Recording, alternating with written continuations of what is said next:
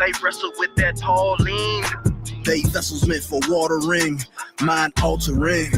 I waltz in like a boss, pillar of the salt, grip another claw, linen nothing soft. By definition, you're the law. Forgot the nigga God, he said to bear your cross. If not, we gotta knock you off. I hit the bottom of the feet, then I recover. Bounce, bounce, till I'm completely out of rubber. I tied a meat tree like a Zeke, not a lover. No sweat, I'm not a priest without a cover. Yeah. I hit the bottom of the feet, then I recover. Bounce, bounce, till I'm completely out of rubber. I tied a meat tree like a Zeke, not a lover. No sweat, I'm not a priest without a cover. Come on. What I'm trying to tell you, son, be yourself. People don't like after you be yourself. Fuck them up against the wall. Wear handcuffs on and crack the door in this. That's all you do. Words to live by. Live by them, son.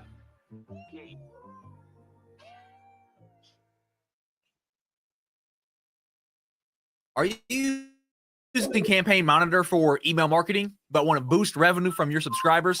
If so, keep watching this short video. Campaign Monitor is perfect for designing newsletters, email automations. Really seriously, you're looking for a Christ man, the one who anointed with the Lord, with the Spirit of the Lord to do his will. I'm that nigga.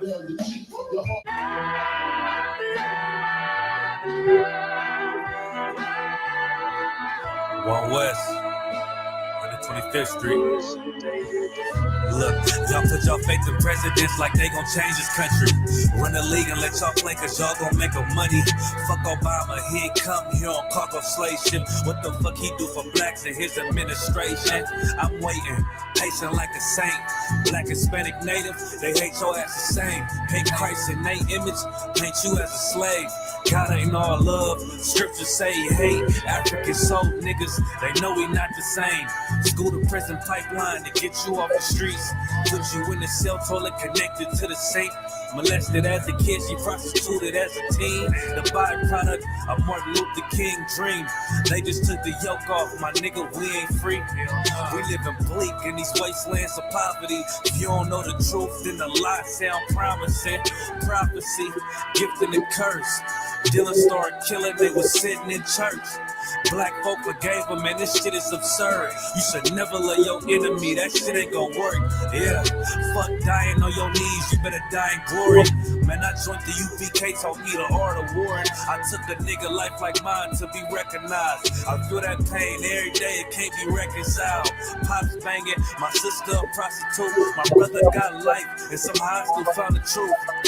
War ready, no cowards, no excuse. Fuck reparations, you can't bandage no open wounds. Blood on the leaves, body swing hung from a noose. I was on a run in Nashville and I found the truth. I called the school, classes being held by the shock on my life. I want to be a gangster like a cop. Do this for my brothers, real brotherhood. Everything we do, we got it out this book.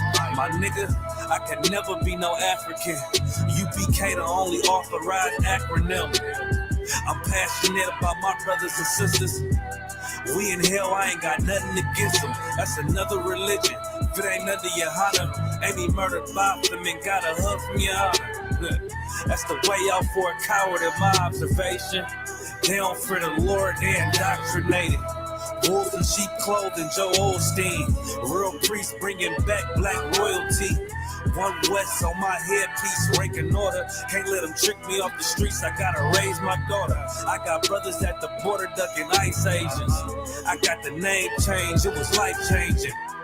My family thought it was a game. Put on all black, they said I was going through a phase. It's more of us in jail than it was slaves. Chose by the Lord, we could never be the same. Soon as they born, the wicked go astray. They left the truth, they wasn't with us anyway. Niggas weak, they just saying anything to be truthful. We don't want no cowards anyway. Look, coronavirus, that's a plague. You don't get too much sleep when you waking up the dead. First camp, I cut off all my dreads. I took an oath when that oil hit my head. Niggas capping like they lids. I'm a priest, I never stick no fork in no pig. I was dead till I found out how to live. This brotherhood taught me how to be a man. I came back to my roots, I had to dig. A couple gaps I had to bridge. I got a rib, I'm married to this work. You wanna serve the Lord, he ain't in the Christian church. Came back to my roots, I had to dig. A couple gaps I had to bridge. I got a rib, I'm married to this work. You wanna serve the Lord, he ain't in the Christian church.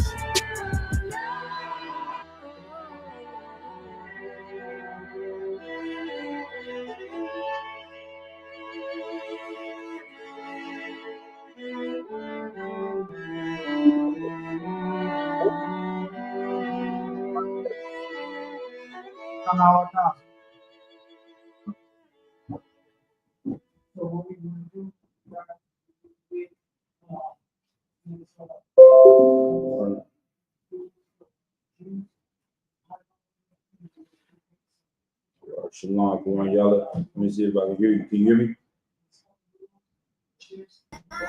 Khan, can you hear me, sir? All right. You still got some more? All right. Okay, I'll play a little bit, one more song, and then we'll get started. Khan.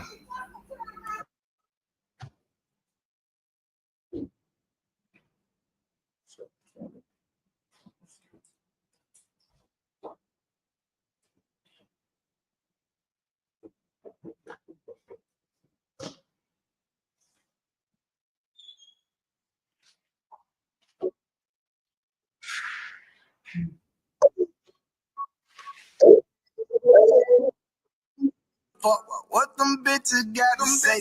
I'm a West nigga till they put me in the grave. I don't give a love fuck what them niggas gotta say. I'm a West nigga till they put me in the grave. I don't care about what they say. Hey. Fuck with my Akima, fuck with my sisters, then I got a problem, I'm never gonna miss you. I got 100 hanging out the AR, I got a 50 hanging out the pistol. He say it's corner, I'm just being realistic. I be on them corner posted with the realest. If it's the Sabbath, then we going fishing. I'm reeling them in, that's a God-given mission. I'm really on 10, but I'm strapped in a pistol. I get the order, be glad of this mission. Hebrew Academy graduate, nigga. Training, put through the baddest conditions. I fuck with none but the baddest of bitches. She righteous, submissive, she glad to be with me. Had that thing Putin like Batman, niggas. She know I'm a prophet, she glad to be listening. Disrespect, I ain't having that shit. Tell her go make some business from scratch. She bitchin' the different breed of black men. We don't do the back thing. I remember back when I was really trapping, trying to get the racks in, selling dope to black men. But now I'm trying to make it straight. Like, don't forget about my face. We standing up straight, can't fold us. Too heavy, the world won't hold us. Don't use some rank, I told you. Line up in these ranks, we sold you. You can take that to the bank, we focus. How many times must we remind you? Nobody want to win some rank. I will never take up as a face. When the law with you ain't no up next. It's just us, nigga, that's that on that. All that weak shit, that ain't no threat. Say you won't beat, bitch, with that ain't no sweat. We with all that. The Lord called a nigga out the world. I responded and called back. Oh, Lord. And everything that they stole from us, fuck that shit. We want all that. Them niggas snitching and they act like bitches. That's why we unaffiliated with them. They killing women and they fuck with sisters. That's why we unaffiliated with them. They telling lies, switching up the doctrine. That's why we unaffiliated with them. They ain't gon' ride until they die, so that's why we unaffiliated with them.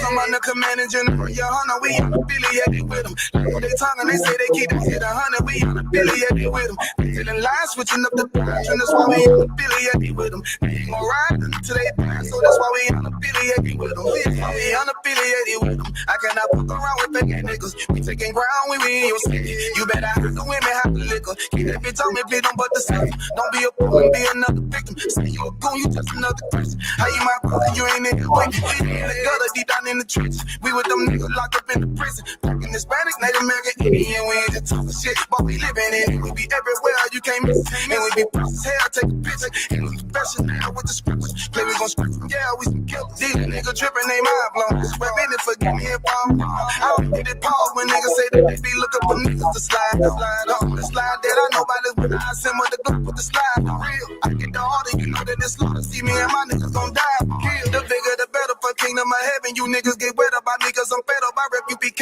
My niggas won't let up. Got choppers, got nines, AKs, Berettas. You say you don't like me, you say you won't fight with what me and my nigga like, bitch, and whatever. You say you don't like me, you say you won't fight with what me and my nigga like. My nigga like them niggas snitching and they act like bitches. That's why we unaffiliated with them. They killing women and they fuck with sisters. That's why we unaffiliated with them. They telling lies, switching up the doctrine. That's why we unaffiliated with them. They ain't gon' ride until they die, so that's why we unaffiliated with them. I'm on the command and general, yeah, hunter, we unaffiliated with them. Like they talking, they say they keep that shit 100, we unaffiliated with them. They telling lies, switching up the doctrine. That's why we unaffiliated with them. They ain't gon' ride until they die, so that's why we unaffiliated with them. Yeah. See, they always ask us like, why y'all fuck with such and such? Why y'all won't come together with such and such? I be like, we unaffiliated with them. Understand me like, Alright. This is walk now. niggas be out here on some weirdo shit. Let's make sure we on that. Alright. And to be honest, that's why we unaffiliated with them. Hey, hey, hey. That's why we unaffiliated with them. Yeah. Oh. It's all right.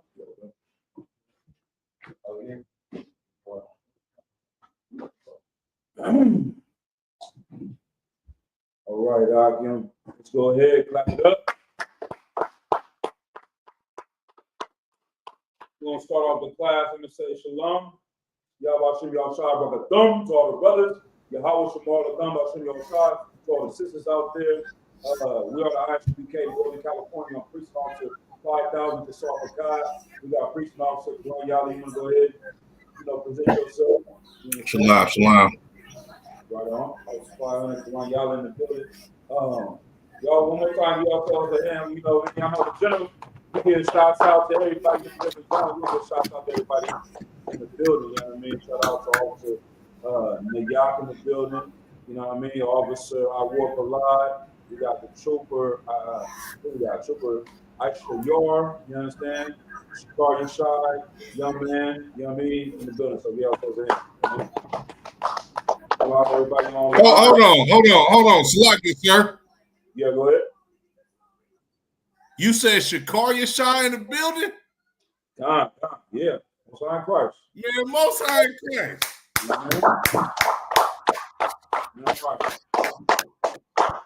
So, yeah, we're going to get it in tonight. First thing first, shalom to the sister online as well, the brothers Rib, young man, as well. Anybody online, if you have any questions, comments, type it in the chat. Any questions in the room, let's get it in, let's get it on. All right, young man. Okay, sir, can I get a general breakdown on Ecclesiasticus chapter 23, verse 16 and 17? All right, let's get it. Ecclesiasticus 20, what'd you say? 23, 16, and 17. 23, 16, and 17. Some of my best. Down. Salaki, sir, if I could.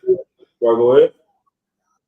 Is the brother speaking in the mic? Because I could barely hear him. Yeah. Go ahead, use the mic as well. Can you hear me? Right.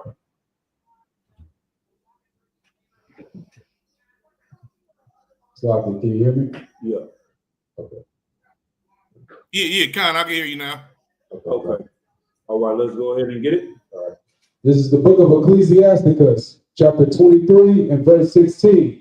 Two sorts of men multiply sin, right, and the third will bring wrath. A hot mind is as a burning fire. It will never be quenched right, till it be consumed. A fornicator in the body of his flesh will never cease till he has kindled a fire. Right. Verse 17. Verse 17. All bread is sweet to a whoremonger. He will not leave off till he die. Right. Okay. Any specific question on this? Yeah, I wanted to ask, is this like, when it says like kindling the fire, would it be talking about like a STD? Oh, okay. Go ahead, let's read it from the top. Verse 16. Two sorts of men multiply sin, right, and the third will bring wrath. Right. We're familiar with Proverbs, different times of the Bible, Ecclesiasticus, you know, the wisdom that is being brought out is very poetic in how these verses are spoken. So it's like two things that will anger the Lord, and the third one is like, you know what I mean, just the top, the worst of that bar that they're releasing, you understand? So it's saying two sorts of men multiply sin, and the third will bring wrath. One is a brother that's hot-minded or quick to anger, you understand? Burning in that fire.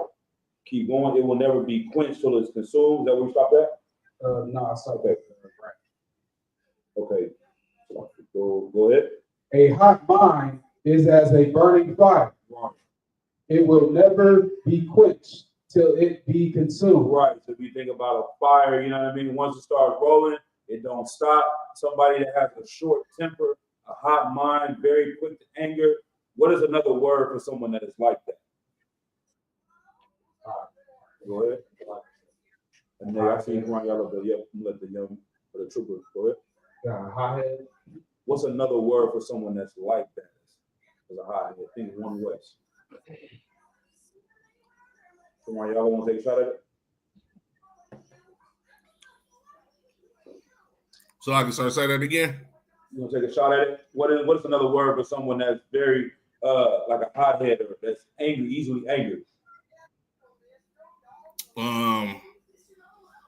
Other words.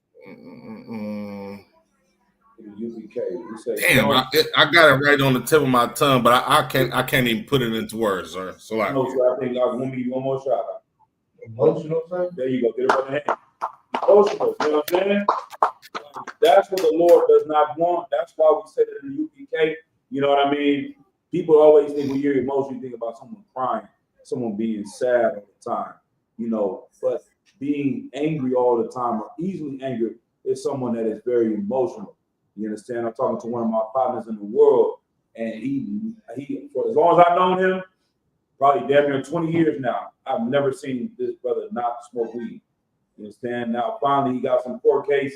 He like, yeah, it's been 2 weeks I haven't smoked weed. He was just like, things that normally don't bother me, I'm flashing. He was like, stuff happened at work. He like, I'm reporting it to HR. I'm like, God damn. You know what I mean? Like his anger now is higher because he doesn't have weed. And he was like, yeah, if I just had the weed, I could be calmer. I'm like, yeah, but you're weaker because you need something to deal with the regular things of life. You just keep pushing past that and you go without it, you'll get stronger emotionally and you'll be able to deal with the regular things of life. You won't get so mad. Understand? But let's keep going. It will never be quenched till it be consumed. Right. A fornicator in the body of his flesh will never cease till he have kindled a fire. Right. So, no, I wouldn't say this is necessarily getting the STD, right? Because what is a fornicator? Anybody know? Go with the yacht. So I was in first. What is fornication? Because the Christian church has a different definition, but that's not biblical. All right. Smart. In the strong corners, I believe it's a male fornicator. I mean, a male prostitute. Ooh, not necessarily. That's possible. That's part of it. But go ahead. I walk a lot in the back. You just speak loud. So, like you, sir, is it a sinner? Definitely a sinner. What is fornication? And I'll just ask that question. What is it? Well, sir, sexual deviant. There you go. I get that. Yeah, I get that. Unlawful sex. You understand? The Christian church used fornication to mean having sex before marriage. We got another brother at the door. Somebody can grab his pen and do what we need to do as well. You know what I mean? The water. But yeah, so fornication is unlawful sex. Any type of unlawful sex, homosexuality, bestiality, adultery, you understand? Any of those things of that nature. Being like Tyler Perry, the whole Diddy freak off, all of that was fornication, unlawful relations. So they're not going to stop until he had kindled a fire, meaning like he's going to keep going until he can't keep going anymore. You understand? Like it's just a lust you have. You're going to do any and everything to quench that lust, and it's going to destroy you. You are going to get AIDS, or you are going to go to jail, or you are going to, you know what I'm saying, destroy your family because you're buying prostitutes, you're dealing with all types of unlawful things. All right, read verse 17. Verse 17. All bread is sweet to a whoremonger. Right. He will not leave off till he die. Right. Now this is one of the most ones that we misunderstand. What is a whoremonger? I'm asking a lot of questions. Go ahead. A pimp. There you go. Yeah, most people missed out. Whoremonger is somebody that sells. A monger is someone that sells something. If you're a fish monger, you sell fish. If you're a whoremonger, you sell whores. A pimp is not going to be satisfied. All bread is sweet to him. They take all money, all bets. They don't care what it is you sell. That's another thing they say about like pimp culture, that a lot of times, especially in the Bay Area, we glorify pimp culture. Myself, I grew up, you know what I'm saying, looking at, I had uncles that were pimps and wanted to be like that. But a lot of it is tied into some halfway homosexual behaviors. You understand?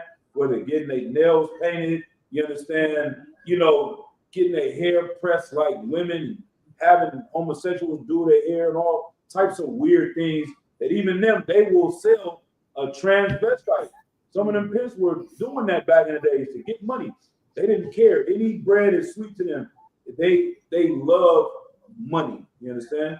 And we know what the Bible says, that if you love money, it's an evil thing to do. Go ahead, Ryan. Let's talk about it. And if I could too, sir, just to add on to your point, like how you said out here in the Bay Area, unfortunately, it's like a big pimp culture, and Right. Pimps literally say, "I'm not turning down nothing but my collar." Like this is right here in the Bible. Right. We was listening to that the Young Thug song earlier today. He said, "I'll take anything but some box." Like he said, Right. he's talking about like a thief, but I'm like, that kind of sounds a little, you know what I mean, like a double meaning almost. You know what I mean? But they don't care about anything other than money, which is a very evil thing because you have low morals, you have no standards, Right. you have a price for you. You are no better than the whore. That's why they go Right. hand in hand. They can teach these whores how to not care about themselves in order to gain money, because in reality, they don't care about themselves either or anyone else.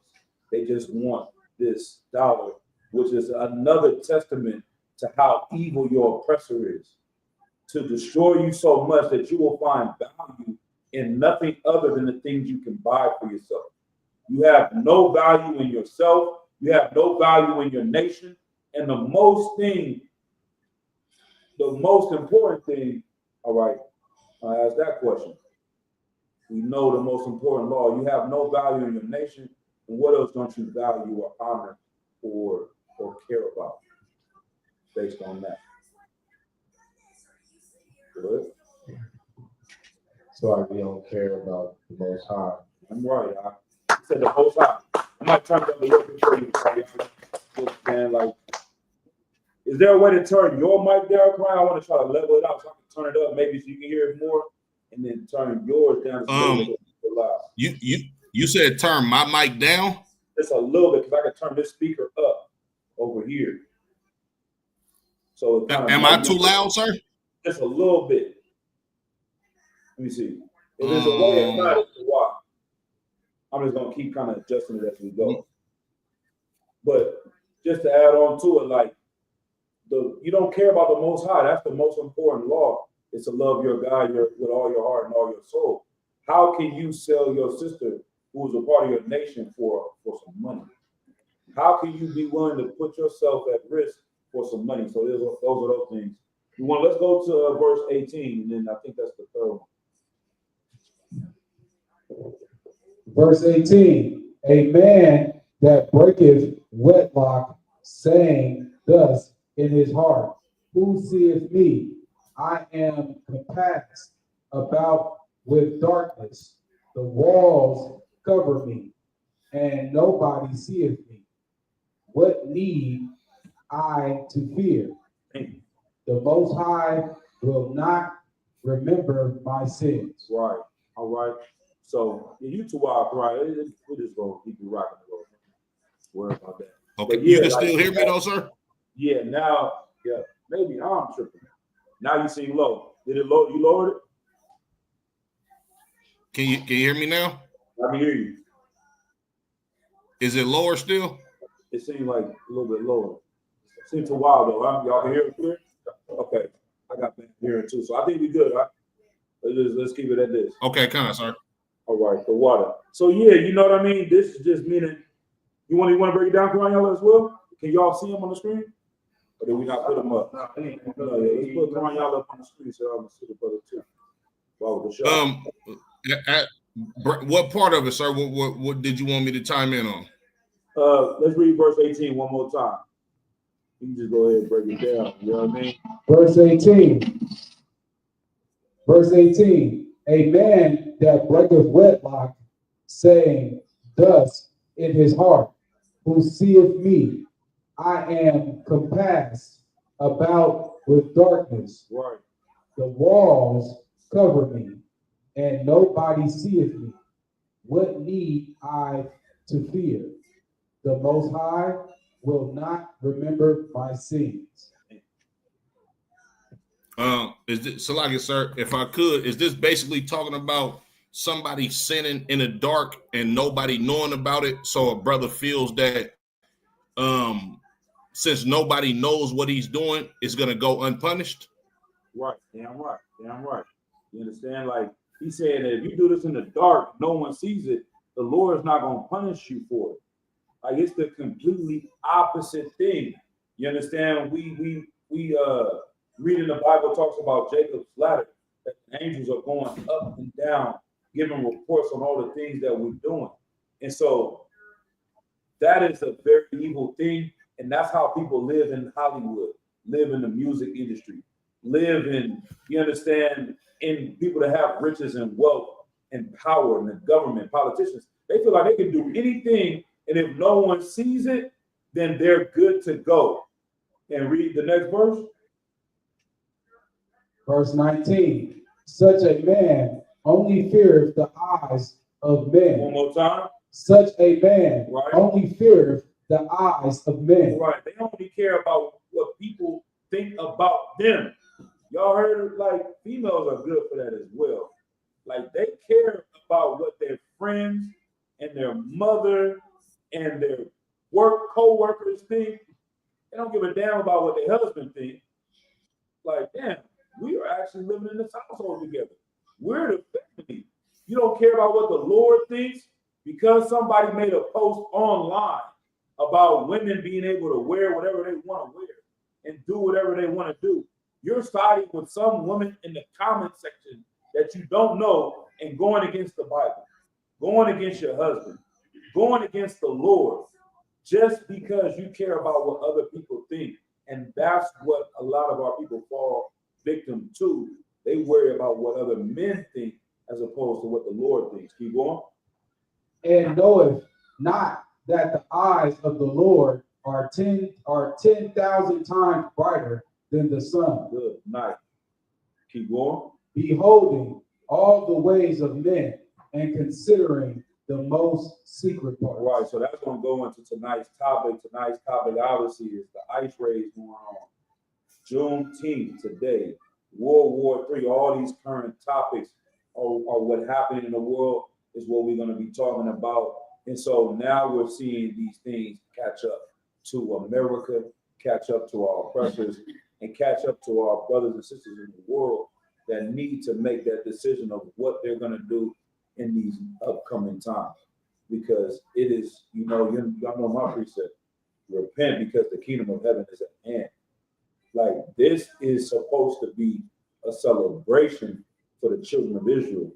But if you are living like your oppressor, this is a horrible time to be alive. Right? Right. Because Christ has had mercy for the children of Israel to get us out of this oppression. And if you keep siding and going with them, then you are going to end up being victims of the things that the Lord is going to use to destroy this place. Go ahead, Corey. Get down, brother. Oh, Salaki, so let me find a precept on what you just said, if I could. Okay, anybody else? No sweat the water. Anybody else got any comments? Anybody want to speak on that? All right. Let's go to today, Juneteenth. I had a video I'm going to play on here. I'm going to share this video real quick. This is something I've heard about, but I fully didn't understand until today. Some brother mentioned it to me, slavery, and then it turned out the general was talking about it in class as well. So the Homestead Act. In the decades after.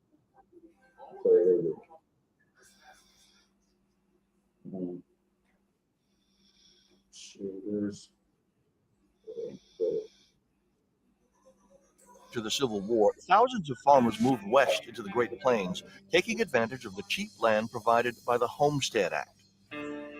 The act was signed by Abraham Lincoln in 1862 to encourage Western migration. Under the act, settlers could receive title to 160 acres of Western land if they were at least 21 years old, if they built a house at least 12 by 14 feet in size, and if they worked their land for 5 years. The way the Homestead Act worked, you would go out to the land office in whatever region that you were planning to settle in, and you would pick your plot of land, and you would build your house, and you would begin to do the things that you needed to do to meet the criteria set up by the federal government. And ended at that. You understand what was going on? They said the United States government signed the act. I think it was 160 million acres they gave to people. If you move to the land, grab your flag, build yourself a house, and work the land, you can get up to 160 acres per person. Like, that is so ironic. Matter of fact, somebody look up the word welfare queen for me. Oh, the shot. Y'all heard, I know the young man, you heard that word before. You know what I mean? Welfare queen was a big thing they used against the tribe of Judah in the 70s and 80s. And politics, you got it? Whoever got it, go ahead first. And whatever you got, Brian, just cut me off. You good to go.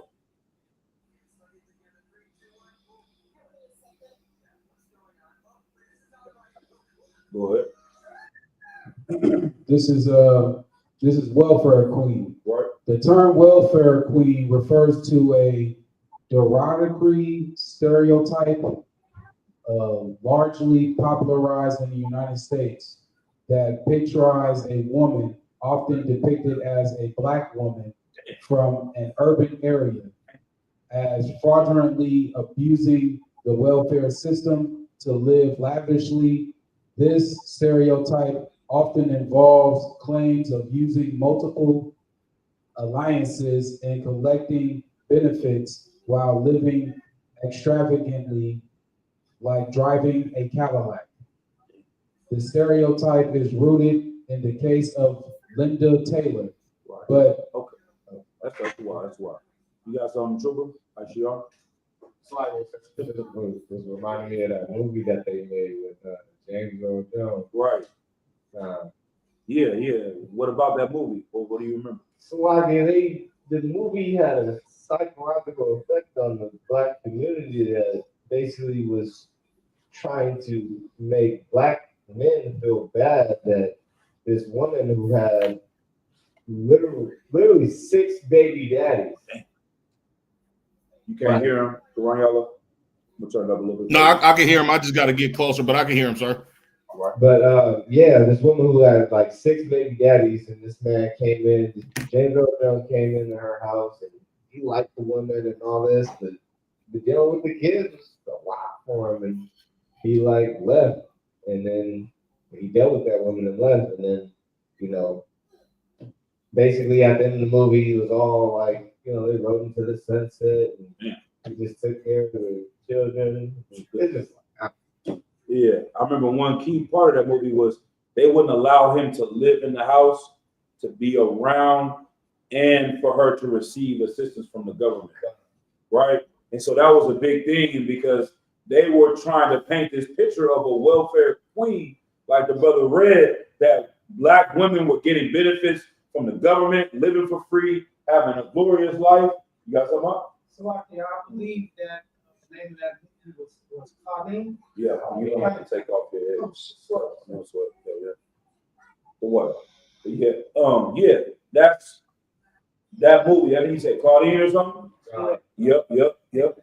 So with that welfare queen ideology, can you imagine the same people, right, that got 160 acres of free land from the government, turn around 100 years later and talk about black women like they're evil as hell for living on Section 8 and living in the ghetto and poverty, even if they had a Cadillac, even if they had a couple extra $100 a month, they're still in hell, still in poverty.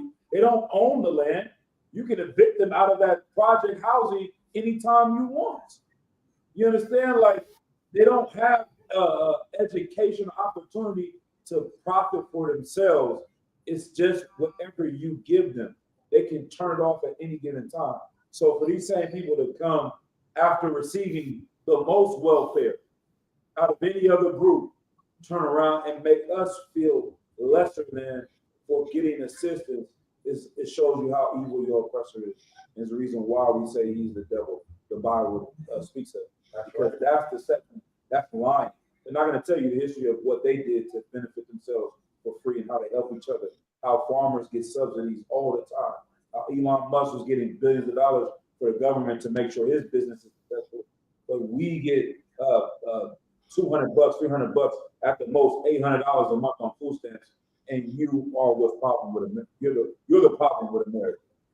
You understand? So you had anything, Ryan? Go ahead. Yeah, Cons, I just wanted to add to what you just said, right?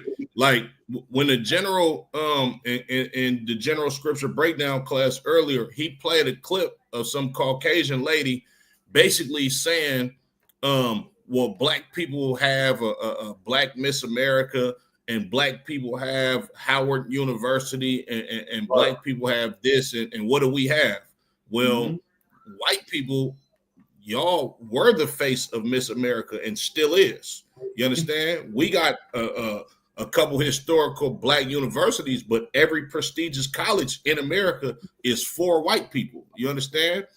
She also said that the small hat group, they don't complain about the Holocaust, and it was closer in history than slavery was. Well, I got news for you, white lady. They get about $18 billion a year from being in the Holocaust. Like, y'all don't have to complain about anything. Y'all don't have to want for anything because you have everything. And the reason why you have everything is because you're a thief, you're a liar, you're a mass unaliver, and that's how the Lord intended for you to live. You understand? So you can't complain about black people being trodden down upon and us needing government assistance when you got government assistance by, being the devil that you are. But Salaki, so I yield on that. Go ahead, young man. Salaki, sir, I was in that class, and one thing that they, that she didn't mention, that white woman, she didn't mention in the video, was that literally the United States gives Israel $3.8 billion in aid every year. And right. That's the number. Yeah, this is a long-term commitment that they give them towards their military aid and everything. Right. Why are we sitting up here giving these people $3.8 billion and you complain about a black person in the hood on welfare? It makes no sense. Right. Nobody's going to call them the welfare king. Get that brother hand as well. Right. The welfare king and queens of the planet Earth. And this is why we always say, like, the reason why, matter of fact, we're going to get some milk for scriptures. Give me, what is it, Hosea 4:6? Yeah. We'll go straight into the middle. Let's get a couple of precepts. We're going to put some precepts. Let's get to them.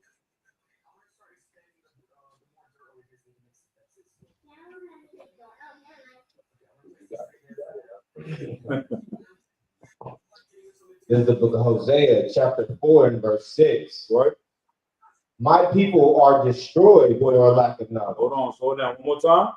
My people right are destroyed for a lack of knowledge. A what? A lack of knowledge. Right. We are destroyed for a lack of knowledge. You would hate your people because the people that don't live on Section 8 and have a job, They're like, oh, these people in the ghetto, look at them. They just don't want to do anything. They're a bunch of lazy people. You'll learn to hate your own people, not realizing. And in your mind, you're like, look at these Edomites, how hard they work, and their neighborhoods are so clean, and they're so intelligent. Why can't we be like them? Why can't we come over to America and be good immigrants and work hard and pull ourselves up from the bootstraps, not realizing they're getting all these subsidies, they're getting all these benefits, they're getting all these cuts and loans and things to get themselves in a better situation, and we will turn and hurt and hate ourselves because we don't have not only this knowledge of history, right?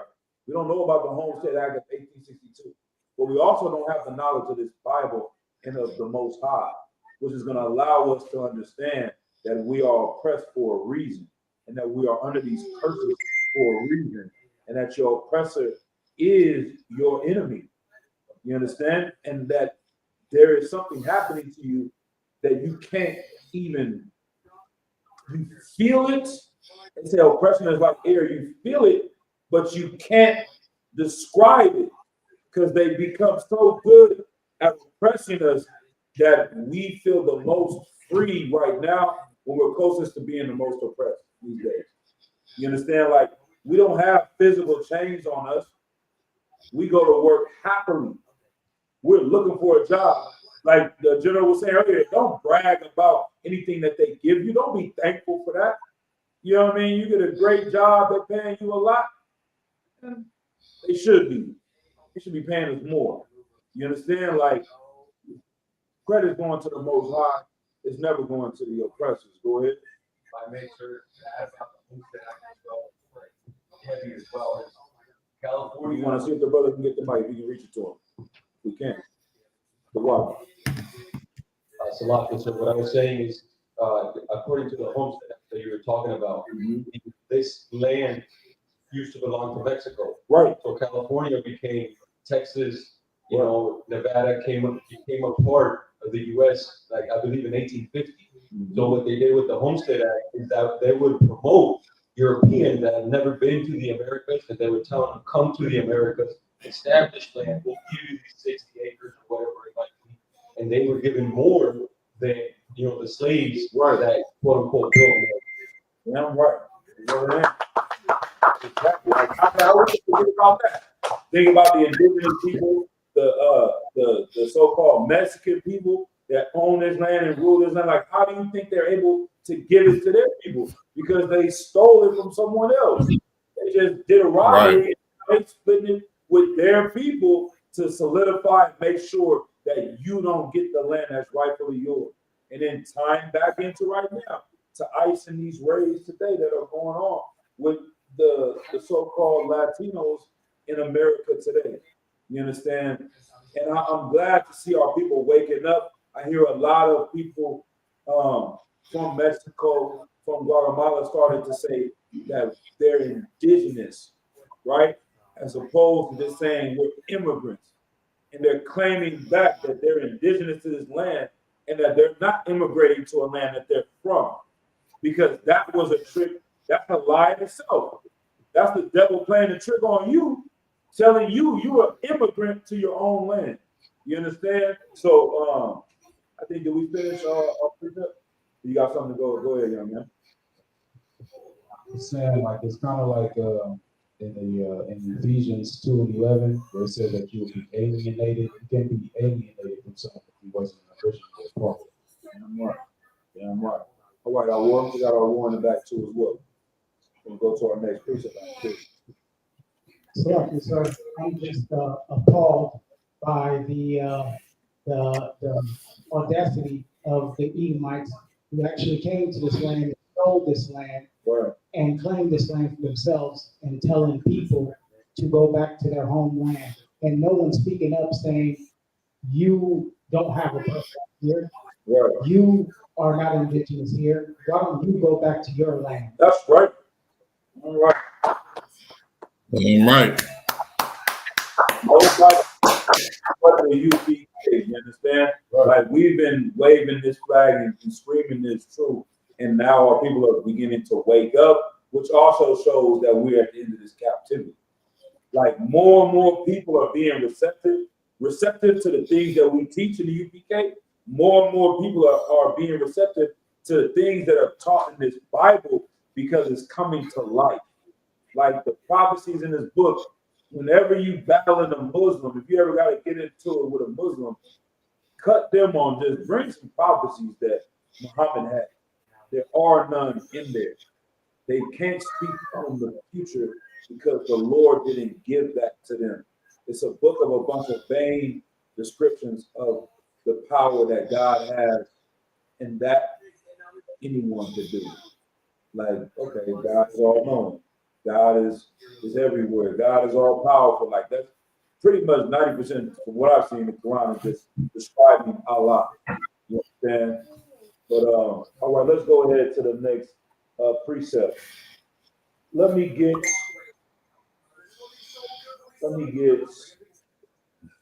Ezekiel 35:5. Go back to this one, and then a couple more. Oh, I can't got it. One more round. Ezekiel 35:5. This Juneteeth as well is, once again, we know Ecclesiastes 7:7 says, the oppressor makes a wise man mad, and the gift destroyeth the heart. I'm paraphrasing.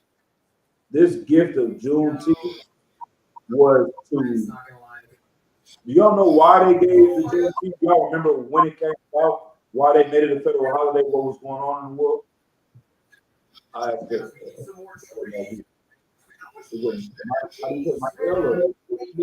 Mikael.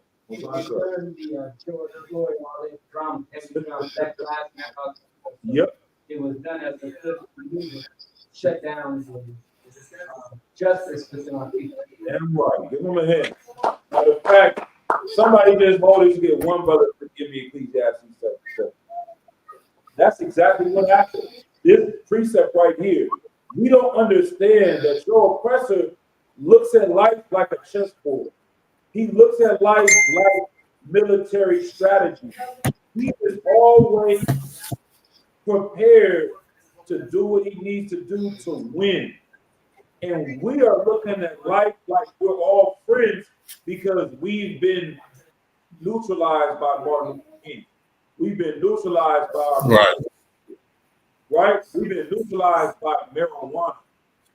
You know what they brag about weed, that it just, I never get into a fight when I'm high. Y'all heard that one before? You understand? Like, sir. Nobody gets into a fight when they smoking weed. Like, yeah, maybe you should stop smoking weed because you can see how much our people need to fight every day. You going outside, you become docile. You become soft. You have no edge to you. Like you trying to take the edge off smoking a blunt. What are you trying to take the edge off? Have you been to the ghetto lately? Have you been to the barrio? Don't you know what ICE is doing to our people? Don't you know what drugs are doing to our people? You don't want to edge. You don't want to fight because you're high, because you have become soft and emotional in this place. Go ahead and read what we got. Right. This is the book of Ecclesiastes, chapter 7 and verse 7. Surely oppression maketh a wise man mad. Like oppression makes a wise man mad. Like the things that you see that are going on should anger you. It shouldn't make you feel good. You shouldn't be happy at being number two. I remember I had a teacher tell me, like, I'm going up and down with my grades, I'm doing this, I'm doing that.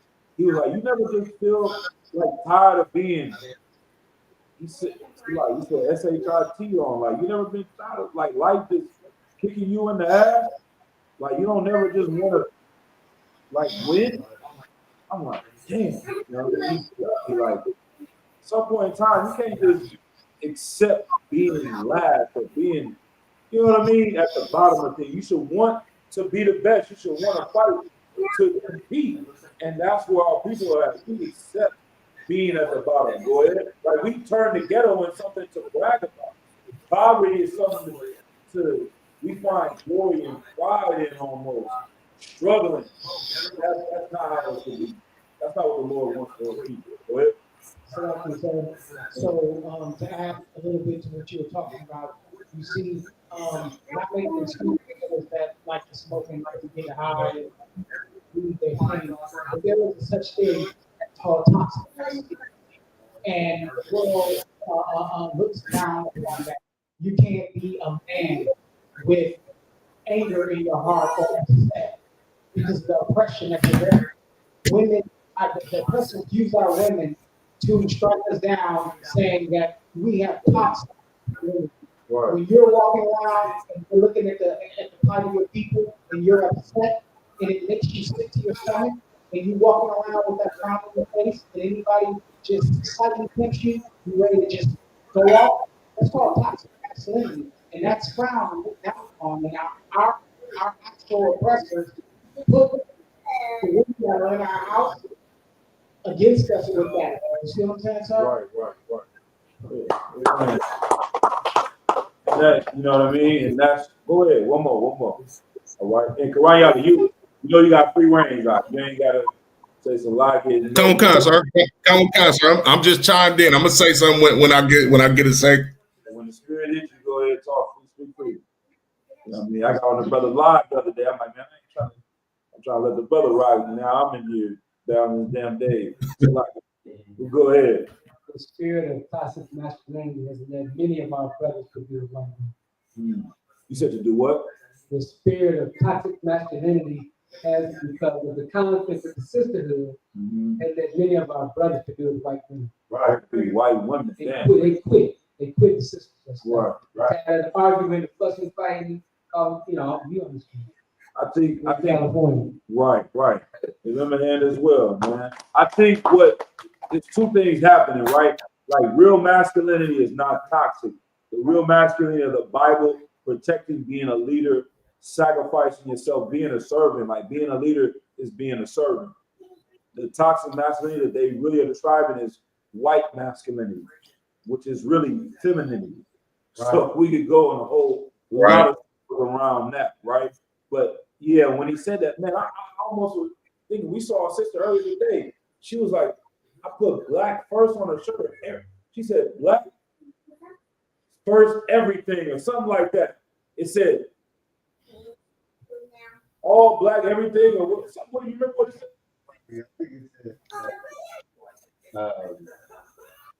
I think I said, I put black people before everybody. Something like that. I put black people before everybody. Something like that. And you know who she was walking with. You know who she was walking with. Absolutely. A white boy. Right. A pink boy. If I could, sir. I'm like, everything except the rod that you put in you is black. I guess. Yeah. Go ahead, Brian. Please. If I could, sir, I seen it was a brother in the school that made a TikTok about the sister K Michelle, just to speak about the point of the sister that y'all speaking on. He showed a clip of K Michelle's interview from Club Shay Shay, and K Michelle, or I'm not even sure if it was Club Shay Shay. It don't even matter who was interviewing, but K Michelle, in one breath of the interview, she was saying how much she loves to be with white men and she prefers to date white men. But then later on in the interview, she broke down in tears, like this broad has got to be like schizophrenic or something, because she broke down in tears, begging black men to protect black women and have more children with black women, after she already admitted that she's in love with white men and this is who she prefer to give her body to. But I just thought that was funny, because that y'all literally just seen that with that sister walking past today. Man, this is crazy, y'all. Man, most I ain't probably tell you why you was shot, but I actually became a commander in Johanna, man. That's right. Yeah, I'm right. This truth of this Bible is so powerful that it is what your oppressor does not want you to be a part of. Right. Like coming into this brotherhood and doing the mission that you were made to do is his biggest fear. Y'all understand that, right, Akim? Right. Like they're not looking to see what we're doing because they think we're gonna do some violent revolutionary thing. The thing that we're doing is not falling into their traps. Is the revolutionary thing, right? That's what Jesus Christ was doing. Yahweh Shai Mashiach. The most revolutionary act was having brotherhood amongst us. They love when we fight and kill each other. This whole narrative online, Right. this whole narrative online that black people are gonna sit this out while Latinos go through this thing. Like Latinos don't love or support black people, man. All this narrative and this history, once again, our people are destroyed for lack of knowledge. No one talks about Gaspar Yeager. No one talks about how black people were able to flee to Mexico on the southern underground railroad. They don't talk about that.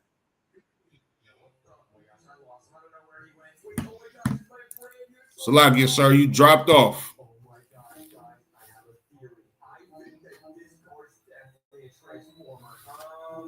We're gonna give him a second to get back in here. But if I could, just to keep it going, you understand, like what Kassar was saying was so heavy. Salakia, I think he's back in. Keep talking. Oh, like I was saying, sir, what you were saying was so heavy in this, right?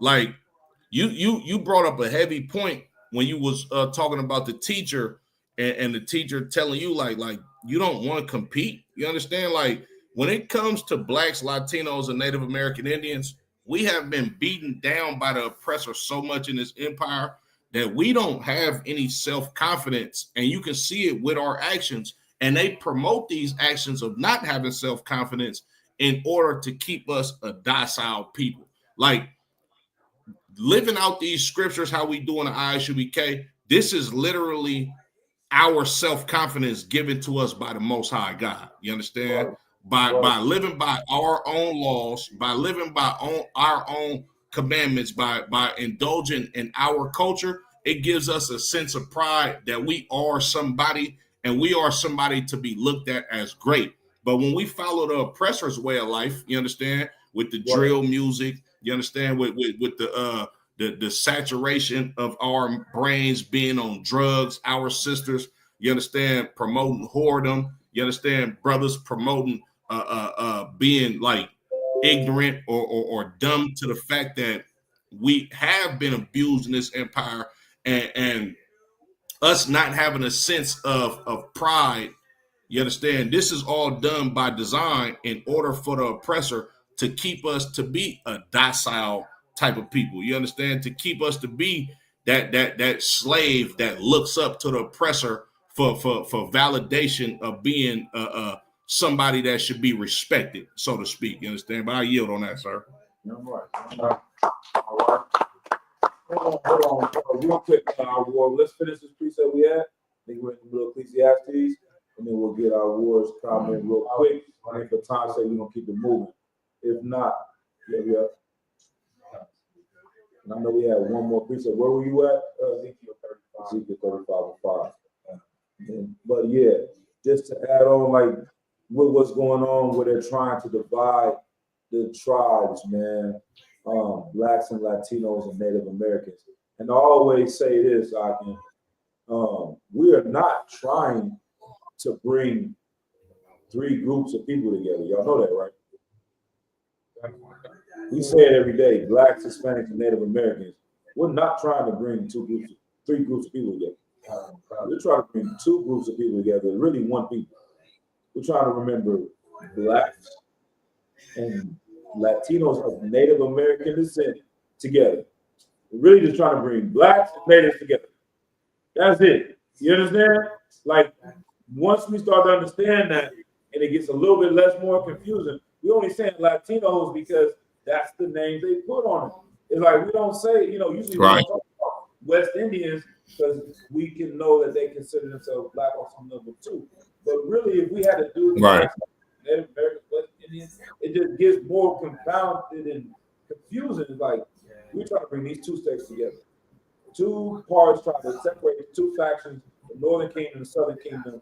The Native Americans over here, whether they Choctaw or they Aztec or they Maya or they Incan, that is indigenous people of this land. Those are Native Americans. And the blacks that come from the tribe of Judah, the land of Judah, the Benjamites as well, the Levites, we're just trying to bring them back to show that we're one family. And so when you look at it like that, that's right. Very simple, you know what I mean? The majority of Black Americans will tell you they have Native American blood. They all agree and believe this is because we were rocking and rolling as one people, and they're trying to divide us and say, oh, Latinos don't rock with you. Oh, Black people don't rock with Latinos, but we destroy it because of the lack of knowledge, not understanding that that's how we've been rocking and rolling for years. And that's one of the biggest things the oppressor wanted to stop us from doing. All right, we got this precept, and we got our war lot, then we got the next precept. And if any man, let's go. The book of Ecclesiastes, chapter 7 and verse 7. Surely oppression maketh a wise man mad, and a gift destroyeth the heart. What? A gift destroyeth the heart. Right. During the George Floyd riots, they saw America being exposed for what it was. It was something that watching that tape was something I don't even think Donald Trump spoke against that at that time. Like time has passed, but Donald Trump was president during that time. Even white supremacists was like, goddamn. You know what I'm saying? Like even Fox News was saying like this George Floyd thing was, we could weasel our way out of Trayvon Martin. We could say Philando Castile had a gun. We could say who was Eric Garner in New York was selling illegal cigarettes, but kneeling on a brother's neck for 8 minutes. You can't even do that to a dog like that. We gonna throw him to the wolves. You know how that, you know the movies where it's like you're doing something wrong with somebody, but then they just mess up, like Joe Pesci in Good Times. You know what I'm saying? How many people did Joe Pesci kill in that movie? Hundreds of people. And then he killed that dude that was, what do they call it? Untouchable, or it's another word, made man? He killed the made man, they're like, you went too far. Even we can't defend that. We know you were killing. We tell you who to kill. But don't kill a made man. You understand? Now you got to accept it. You understand? Like the police, like, did he reach for something? Was he running away? Yeah, you shot him in the back, but you can say, like, but kneel on the neck for 9 minutes is a little excessive even for us. We got to throw you through the shit. And they're like, these people are so angry, they're going to want to fight us. Let's start giving them things. Started saying we're going to give Black people business opportunities. You're going to be able to get the DEI. That's where this whole DEI thing came from. You can get something in Walmart, you get something in Target. We're going to give you something at the bank. We're going to give you some loaning. We're going to give you Juneteenth. You understand? Free hamburgers. Damn. Weed dispensary. A gift destroyed the heart. That little thing, and y'all know my favorite scene, if y'all don't know, from that movie, where the brother said, brother, can you help us fight? He said, yeah. He said, we're trying to get the revolution going. He said, yeah. Well, nah. He's like, what happened? The Black Panthers, you know, was 100 strong, 1,000 men strong. What happened to y'all? He said, yeah, we marched down to the government building. We had 1,000 men with us. We went there, we had guns, and we left with jobs. You understand? And now he in there with some white woman talking about power to the people.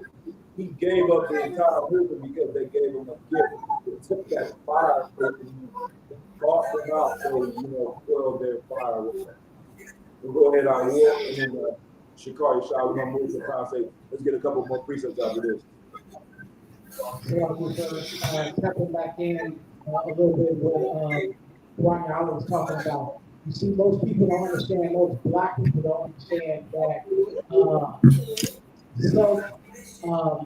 when you are proud of yourself, when you have pride, when you have what's the word I'm looking for? We was talking about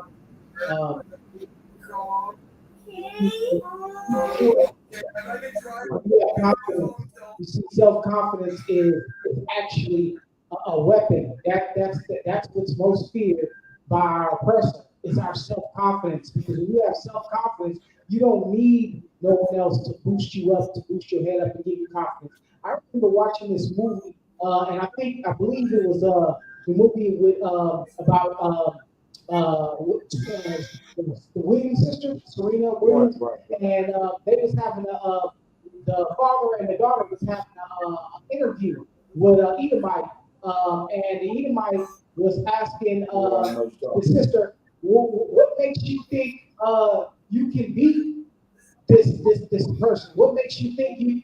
And the father instantly stopped it because he understood what this white man was doing. This white doubt in her mind. He was trying to take away her self-confidence. Right. And that right there shows that our self-confidence of who we are, how we walk around with that stroke, how we act, how we talk, how we walk, how we invent things, how we do, that's our self-confidence.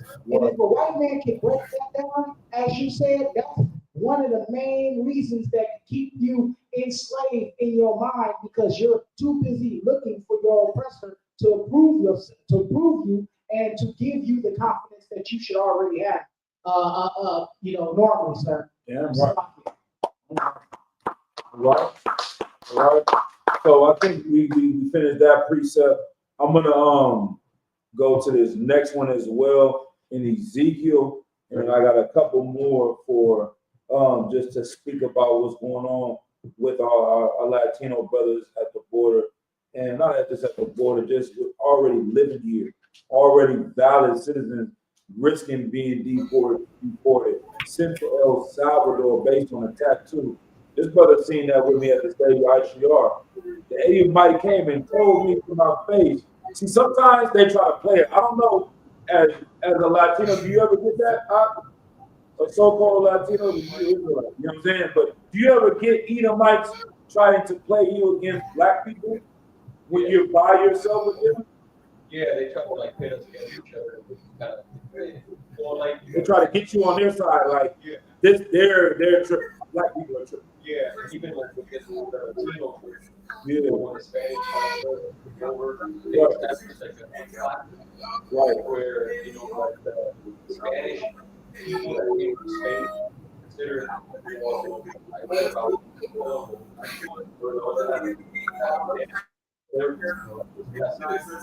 if you were like quote unquote mestizo, which were you were mixed, you had Spanish and you had indigenous blood, you're considered to be like a second class citizen, and then the lowest class was considered to be like the indigenous. Damn. So even within that, they created like a caste system, and that's where the whole colorism comes about. Right.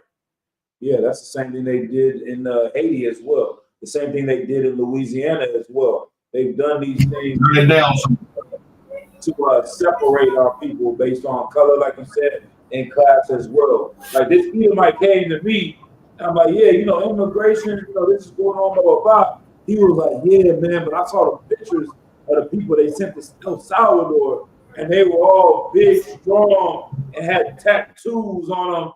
And I feel safer now that they have been sent to El Salvador. And I'm like, you are a goddamn devil. Because I see white men that are Hell's Angels with tattoos all over them, that they got strong, and you understand what I'm saying? Spikes and all these things on them. And why don't you want them to get deported? When did tattoos, ever make someone worthy of being sent to another country, without due process? Well, go ahead, right here. So I guess, sir, I was just gonna say the same thing you said. There's white people with bald heads, skinheads, right? The Nazis that have tattoos all over their bodies, right? They're all over the place. They drive motorcycles and everything. Why? Right. And what's even more evil is the one that's the most scary out of Esau is the one with a suit and tie on. Right. You understand? Like the White House is the trap house. These businessmen Who knows what's going on in their basements, in their rooms, in the hills of Oakland? They tell you the flatlands, you understand, is where it's all bad at. What's going on up in those hills? What's going on in their basements behind their double mirrors and their double glass plates, interchangeable doors, etc. All right, Chicago shot. Right. All right. Salaki, sir, if I could, just real quick. I'll let Twan Yala go first. Go ahead. I was just gonna say, like, just to add to your point, the suit and tie is the most diabolical and evil white man you could ever think of. Like, when you look at the opium wars, you understand that was going on in China. These wasn't no tattoo thug looking white boys that was selling all of them drugs that paid for these prestigious colleges right here in America. These was white boys in suit and ties, you understand, with briefcases and $1 million corporations selling more opium than you can even fathom, you understand, and endowed these prestigious universities right here in America because they was the biggest drug dealers on planet Earth. Salakia. All right, now.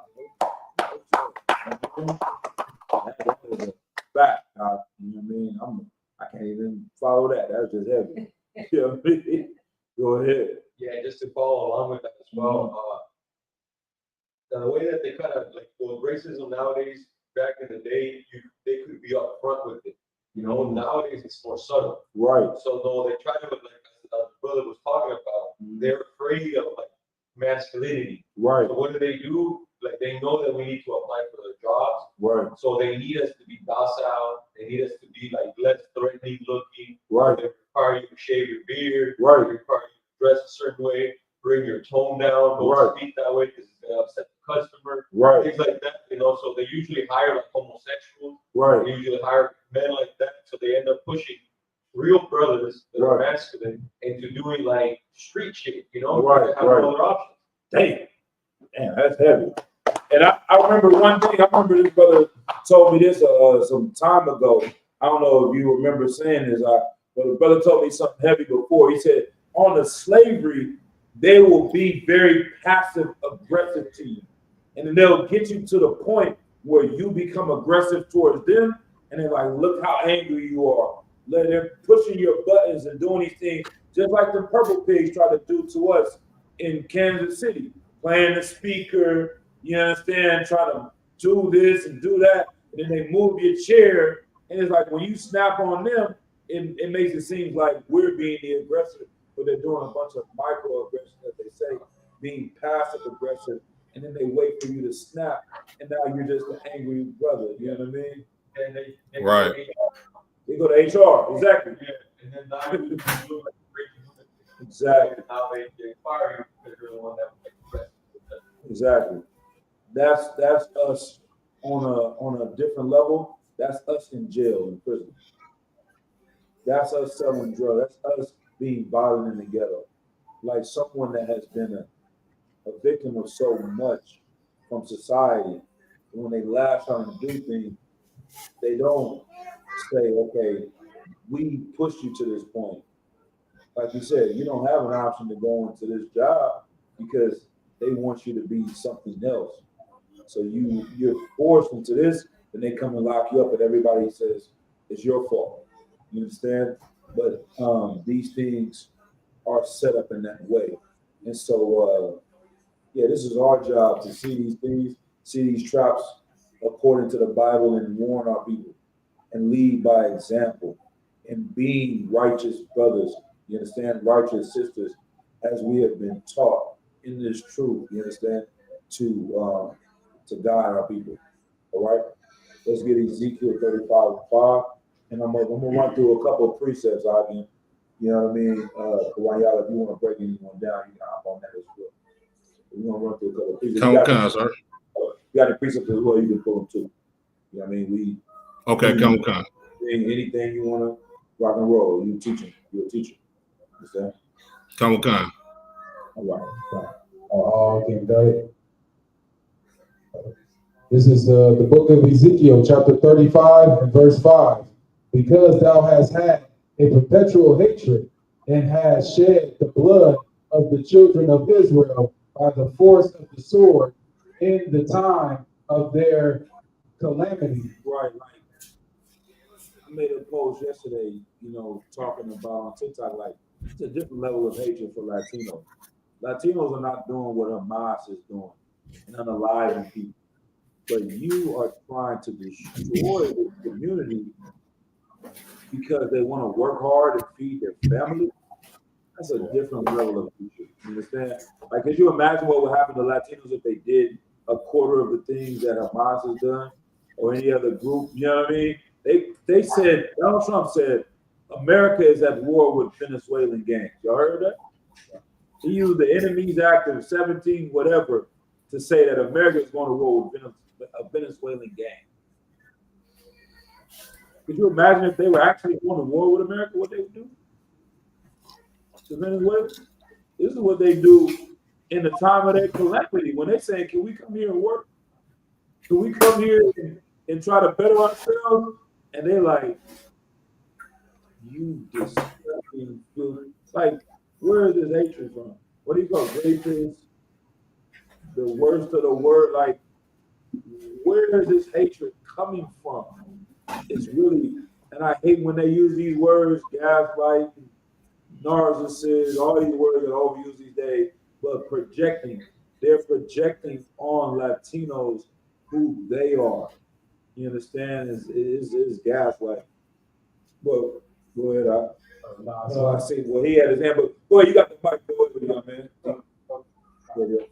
So like I said, I was gonna say it was just like what you were saying the last class. You were saying they're only doing that because the United States is a bully. They're just picking on them because they know that they don't have no strong military might. But let them do that to a Chinese person or another nation that has a country that has a military. Yeah, right. Right. See how they started with Iran kind of stepped up against our World War III precept. Iran, like, hey man, they deaf to America. They don't care what they saying. Like, they do something. And I'm like wondering, like, why is Iran so bold to not be fearful of whatever Trump's threats are? For one, they probably did build this nuclear bomb that they been planning to build. And for two, Russia and China are like, we got your back. We rocking with you. And so there's, you know what I mean? Go ahead, Karanyala, and then I got you, Shikari. If I could, just to chime in on what Iran got going on, people got to remember, Iran is Persia for real. They went up against the Babylonians. They got a warrior-like spirit on their people. Salakia. People, they've been holding these grudges for some years, too. There's a different type of hatred, too. Like, none of these people forget. That's why in those movies, you know what I mean, you come and kill somebody's father, one person's like, kill the child. The other one's like, nah, I got a heart for him. They're like, all right, you're going to see. When you get older, you're not going to forget. You killed his father. You're going to be looking for us. You're going to have to deal with this later. You know what I'm saying? And that's kind of what America is like, man. You didn't stomp the Persians out. You didn't stomp this other group of people out. The Chinese, Genghis Khan, their kids, their grandkids remember the Opium War. They sending fentanyl over here like it's water. You understand? And they are happy to do it because they remember what happened to them. We're the only ones that don't want justice for what happened to us. We're the only ones that don't remember what these people did to our people. Go ahead. I think Shikari Shah, and then you remember your point, brother, as well, if I may, sir. Right. Just to add on to what you're saying, sir, it's like if you look at history, you know, the Edomites always try to paint us to be thugs, criminals.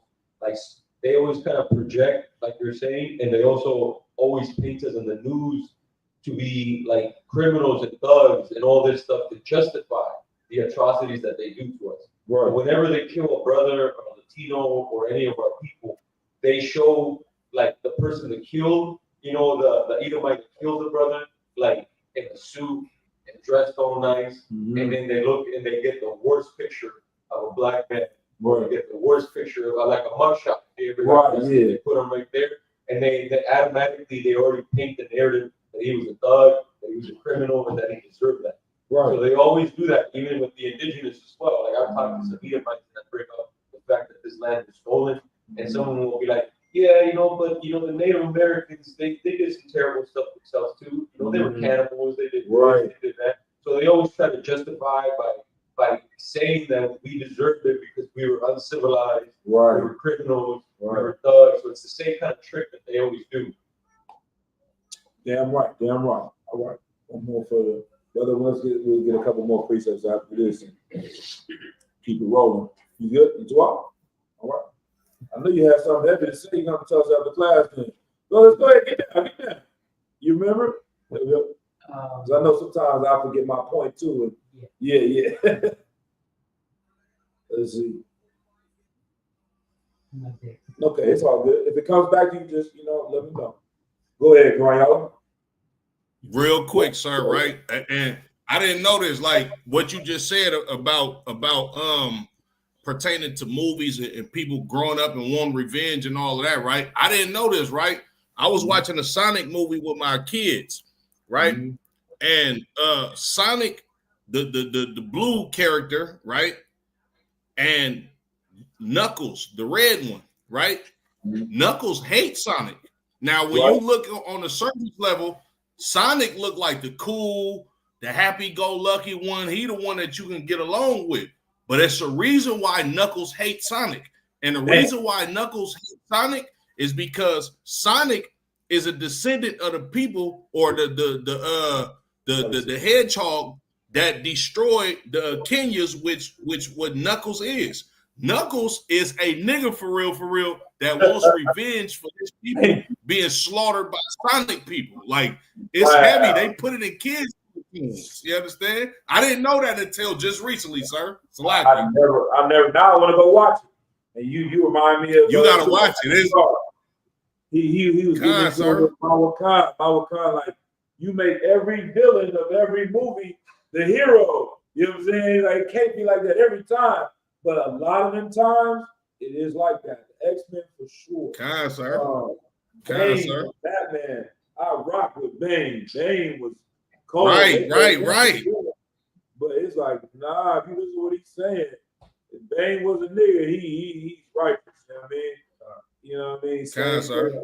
That Sonic is subtle, but they always, and the way they do it is they paint the ones that want to come together with everyone as the good guy. They put it in your children's subconscious that peaceful, all-loving group is the righteous group, not taking into account the evil they've done to this other group is why they have this pain and hatred towards them. They just run over that part. You can do it. They put it in the Black Panther. You understand? They made the bad one when it's like, man, you done killed my father, then you done left us over here. You understand? And then now I'm supposed to be in charge. You done took my spot, and then I'm the angry. Why should I be happy that this has happened to me?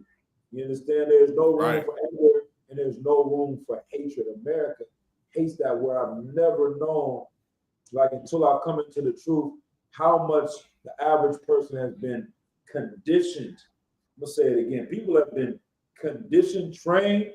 Y'all know that Pavlov dog? I know this brother Shakar, Pavlov, they train the dog, they ring the bell, and he starts salivating even though there's no food. That's conditioning. You can condition someone to do something even if it's not right there. And we've been conditioned to hate the word hatred. Like, that's the most evil word you can use, is to hate something. So we have to love everything, which is really the most evil thing you can teach someone. Because if you love everything, then you don't really love anything. You understand? You don't differentiate. You love child molesters and children the same way. That's evil as hell. You love drug dealers and drug addicts the same way. You can't do that. You love, you understand? Whatever rapists and women that have been raped, people that have been raped the same way. You can't do that. In order to truly love women that have been raped, you have to hate rapists. Right. You understand? Like, I'm gonna clip it for right now. But for time's sake, if we got time at the end, let's go. Let's get a couple more precepts. All right. All right. Let me get. We still in Ezekiel, right? Yeah. Let's go ahead from the top. This is Ezekiel chapter 35 and verse 5. Right. Because thou hast had a perpetual hatred, right, and hast shed the blood of the children of Israel. But the force, by the force of the sword, in the time of their calamity, in the time that their iniquity had an end. Right. This is it. We're looking at this time. The time that our people suffering has come to an end. It's on the news. I'm waking up 5:30. The brother Young Man sent me a video. I'm watching. I'm like, it's going down.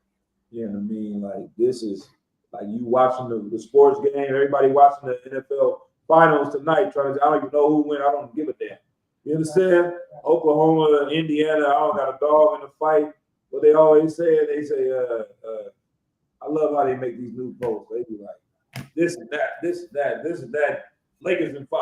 Like, it don't matter. You know what I mean? Like, I don't care if it's Esau, Edom, Iran, Israel in 5. Like, we winning. You understand? Like, I don't give a damn. Outside in 6. Like, it's over. You know what I mean? Right. What you want to call it, man? This is our time to rise up. Right? And it would be a shame to compromise, you know what I mean? Your shot at the kingdom for something futile, to miss the opportunity to build our brotherhood. We're gonna see more and more people waking up. We seeing a class of brothers in here live, you know what I mean, growing in the UPK all across the country. And then the Lord's gonna wake up more brothers and more sisters, because it's time for us to consolidate and get stronger, because this is who we need to depend upon. Our nation, we're gonna see these nations separate. And matter of fact, give me Isaiah 11 and 12. Isaiah 11 and 12 is a good precept. I'm trying to do, we got about 20 more minutes, but it's an excellent class. Like the interview, what did Christ say? Where 2 or more are gathered, I am there in the midst. Paraphrasing, like the spirit. What do you think happens when 3 or more? What happens when 4? You know what I'm saying? What happens with 5 or 6 or 7? Like it gets more and more powerful, man. And I thank the Lord, you know what I'm saying, for y'all brothers, man, and the sisters online. I prayed for days like this. All the men in the truth, all the brothers from Ayala, we've been, you know what I'm saying, rocking and rolling. Right. Like, this is a glorious time to see our people waking up and getting in here, man, because I'm just, damn, I feel like I just got here. You know what I mean? It's shit. It's like, excuse my language. Like, damn, it's really going down. Right. This is not what they say. This is not a test. This is not a drill. They are coming in Israel and Iran right now. And the President Trump, whatever, I don't even like calling him president, whoever you want to call him, is contemplating daily, do we do this or do we not? And even their criticism, y'all notice? I haven't seen them criticizing Trump too much on the news. Is that just me? Or on the news cycle, have you noticed that? Salakia, sir. They still criticize him, but it's mostly Fox News that literally sits up there and they kind of still post him up like, oh, Trump should sit up there and try to make a deal with him. But if he bombs him, then he bombs him. Oh well, right. But it doesn't feel like when they used to just clown him every day on CNN. Yeah, you know what I mean? Like they know, okay, we have to try to get behind something, because if a nation divided, it cannot stand. It's like it's not the same way a few years ago. He's a clown, he's a joke, he's dumb. You know what I mean? To me, it just feels they're focusing on the actual issues. They're talking about Iran, they're talking about Israel, they're talking about the problem, but they're not really going in and blaming Trump as much for what I'm seeing on the news cycle. And it's because they're knowing they're going to have to unite and consolidate right now. Because if they are getting ready to go into a war, they need to try to figure a way to unite. And at the same time, they're having protests around the country, around the world. Go ahead, Yellow. Yeah, sir. I just want to chime in. Like you right. They not really talking about Trump like that right now because everybody's so scared of World War III right now. Like World War III looks very close as far as Israel and Iran like actually bombing each other. That Hamas stuff that was going on, it was like it could go down, but like we literally watching this in real time.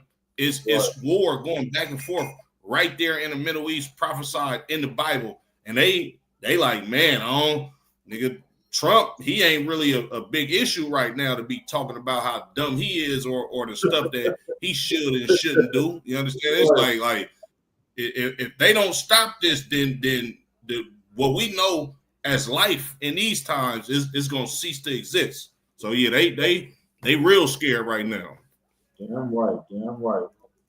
And all right, let's look at this precept. And there's one thing I do want to address too as well, man, because I know sometimes when we come to do this work, our women may give us hell. You know what I'm saying? And I heard, I've heard this thing as I grow, starting to understand. Like, I think I heard the general say this, like, the woman is supposed to test you some way, like it's in them. They don't even know why, but it's like I have to test to see, are you a man? You understand? And some people run away from it, not knowing if you have the spirit of the Lord, you have the truth behind you, and you are correcting with the wisdom. And I got a couple of precepts for that there. You understand? But they will understand it at that point in that level.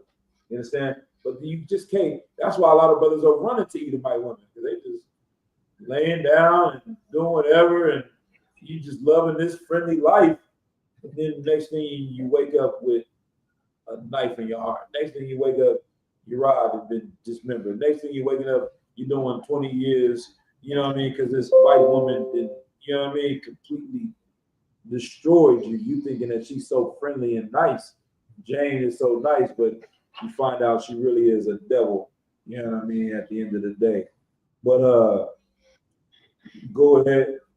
What we got? This is Ezekiel chapter 11 and verse 12. And ye shall know that I am the Lord.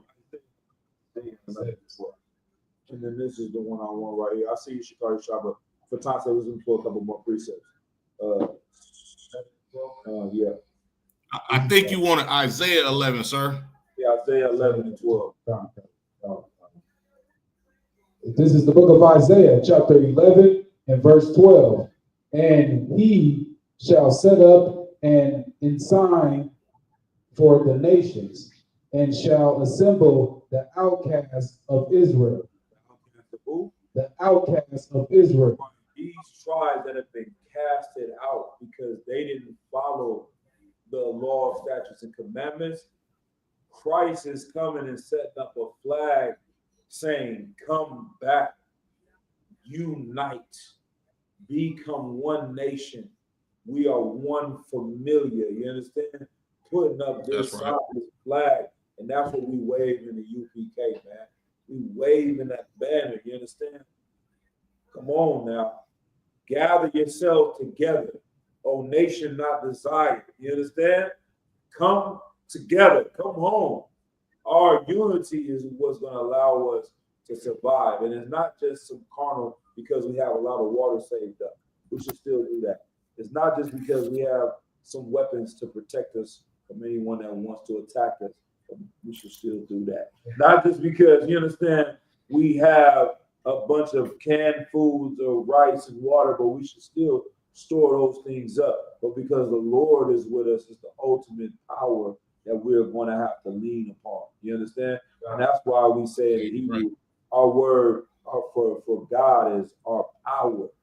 You understand? That's where we derive our source to protect us. All right? Keep going. And gather together the dispersed of Judah from the four corners of the earth. 4 corners of the earth, man. The 12 tribes of Israel so-called blacks, Hispanics, and Native Americans, man. The so-called blacks and indigenous of this side of the map need to come back and unite right now. This is the call. This is the order. This is what Christ died for. These are what the prophecies were about. And these are the things that we're seeing happening right now in live time. Anything else on that up? Okay. Okay. Okay, let's go. Verse 12. And he shall set up and verse 13. Sorry. Verse 13. Verse 13. The envy also of Ephraim shall depart, and the adversaries of Judah shall be cut off. Ephraim shall not envy Judah, and Judah shall not vex Ephraim. Right. Is there anything going down? Right. Like we know that Ephraim was the head tribe of the so-called northern kingdom, and Judah was considered the head tribe of the so-called southern kingdom. Right. And that we at this time will no longer have this beef or conflict anymore. This thing that you see in that movie Juice, where Tupac was beefing with Rodriguez and all that.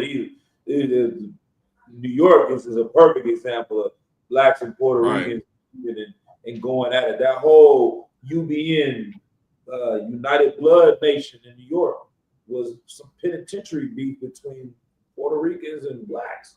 You understand? The Black Kings and all that. Like, these things have been happening, and then at the same time, we hear that hip hop started with Judites and Puerto Ricans. You know what I mean? Like, it's spiritual. Right. Like, these brothers have always led the culture, have always led the narrative.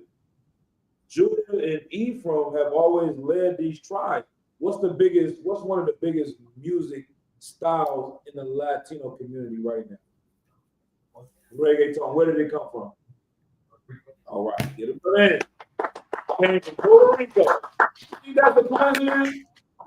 People from Colombia, from Brazil, all the way to Guatemala and Mexico listen to reggaeton. And that comes from the tribe of Ephraim because they lead the narrative. This is biblical.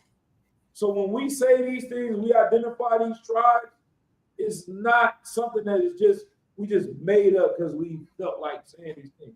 You can see these things to this day in real time, you know what I mean? But there will be no more. We're going to be beefing with these brothers and having conflict, man. Christ died so that we can become one again. All right? Kawhi, I see you. Anything? Real quick before we get our next precept. Go ahead, Kawhi. Just to chime in on what you're saying about Ephraim and Judah, like Cross the Line Radio with Captain Tazariak and Captain Katazad, like that's a perfect example of Ephraim and Judah coming together. You understand? These brothers are from these tribes, you understand, and they doing amazing work in bringing this truth out to the masses. And the Lord is using a vessel of Judah and Ephraim, sir. Salakia. Hey, put that together, man. That's the first time I've ever thought about that. Now, let me get, these are two precepts. I didn't get too many of my World War III precepts in, but something that this is still tied to World War III. So let me get a husband of one wife first. Is that in Timothy? You know, a bishop, a husband of one wife. They love that one. And Timothy 3. That's First Timothy 3 and 2, sir. Yeah, let's get it.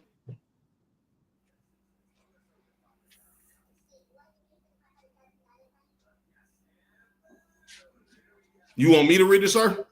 If you got it, go ahead. Let's get it for time. Yep. Yeah, let's go. Come. This is the book of First Timothy, chapter 3 and verse 2.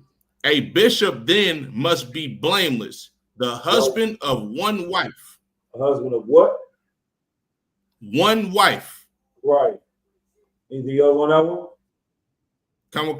Vigilant, sober, of good behavior, given to hospitality, apt to teach. Damn. Like this time we see in World War III, right? The reason I want to pull this precept out. Any brother that comes in to do the work, if you have a woman, there's going to be a time, like I said, she's going to test you, right?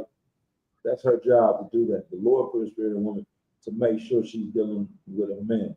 You understand? There's going to be a time where she is going to come at you like, why are you putting the truth before me? Right? As a matter of fact, can you find that one, Quran Yala? What am I looking for? I'm looking for as if they had no wives. That's a nice one. As if they had no wives. Anybody else can find it for either or.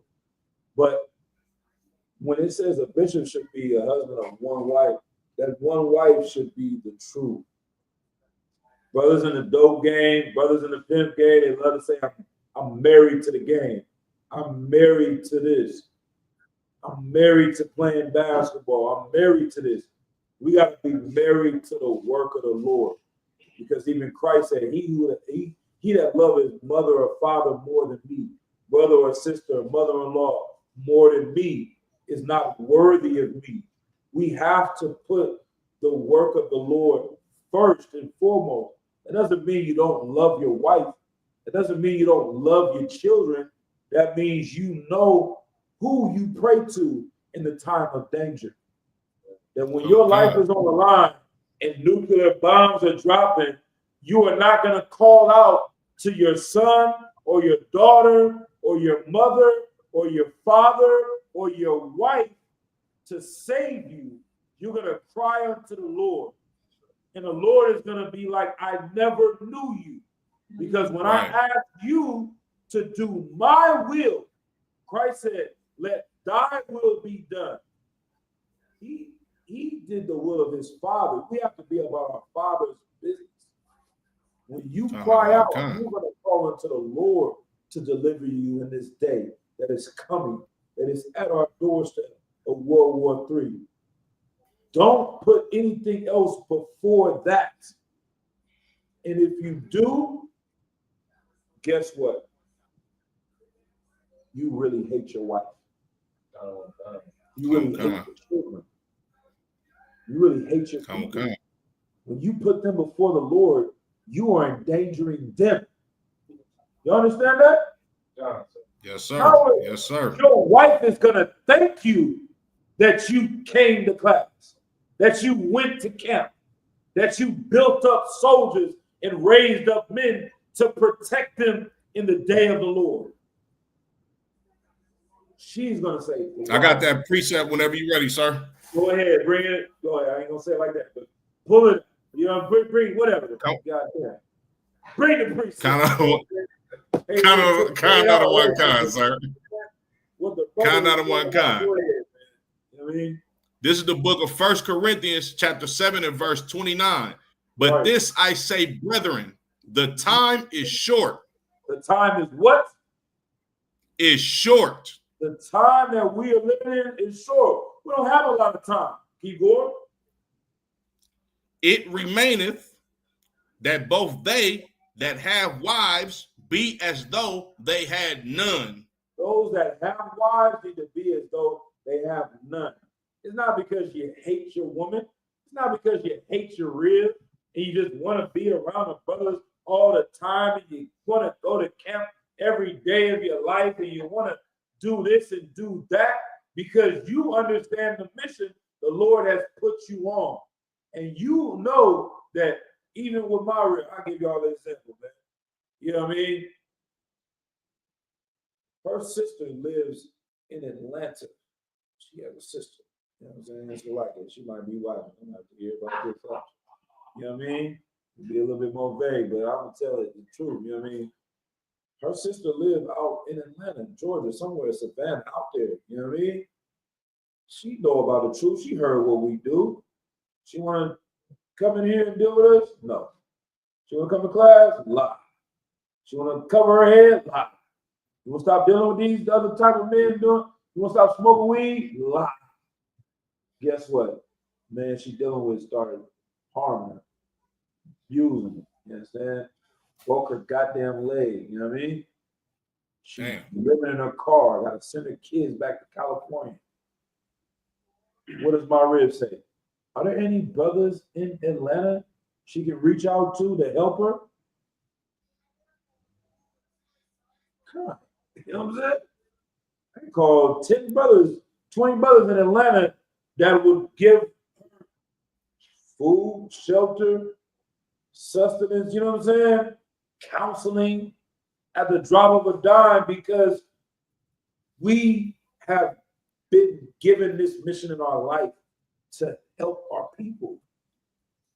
But at some point in time, it's like, well, why are the brothers in Atlanta always at camp and not at home with their wives? You know what I'm saying? Why am I over here doing this and doing that, missing time with my children? Gotta get one way. I was like, bitch, because we might need these brothers one day. Damn right. Damn right. You don't understand it. The Lord understands it. He put a spirit on brothers to understand that when you need help, you're going to look to us to say, who has some water in the area? Who has some shelter? Who has some food? So I can't be here with you all day because you think that's love. But not knowing the time is short. And you're going to need these brothers here to help you. So I can't be up underneath you all day. I got to get with them, because when you need them, we're building a nation to protect our people. You understand? And that's the life of a soldier. That's what the American soldiers know in Iraq. That's what they know in Afghanistan. That's what they know, and wherever they go to war for 3 or 4 years in Vietnam, in Korea, they don't get to go to their kids' recital. They don't go to their basketball game. They don't get to go to none of that. They miss the child being born.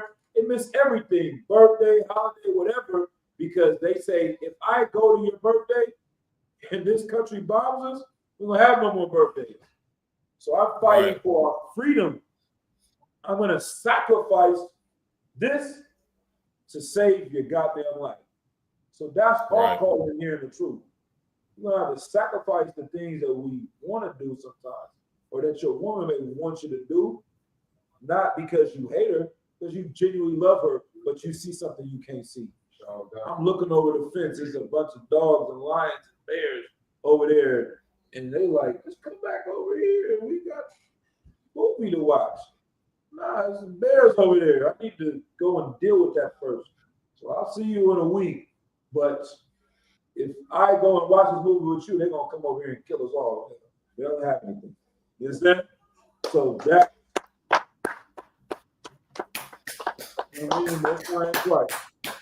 how that's why Christ said, he who loves father and mother more than me, son and daughter more than me, is not worthy of me, because he lost and gave up everything in order for us to have life.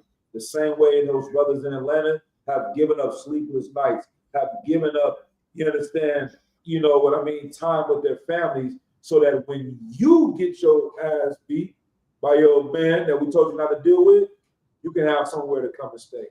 You can have somewhere that we can give you some food. You can have some brothers that are going to give you some counsel, that they have been studying this Bible in class to even give you accurate counsel. You understand? So that's what we got to remember. And sisters that are wise and are willing to grow and learn and see, they'll start to fight that demon on them that wants you to be there all the goddamn time. They'll start to see the bigger mission. If they watch CNN, they'll say, you were right, my Lord. Come, I don't want to come. Right. Thank you for doing this, because we need you in this day. And when I'm calling out to the Lord to protect us, now I understand it. You understand? So that's that. And some may make it and some may not. They may leave you to go deal with whoever and then find out that, damn, I had gold. The Bible said that he'll make men more precious than the gold of Ophir. That's our mission right here. You understand? Anything else, Kamayala, you want to add on to it? Nah, that was it, sir. I'm good. All right, we at 9 o'clock. Not gonna hold brothers any longer. I might let in on one World War III precept. We'll close it out.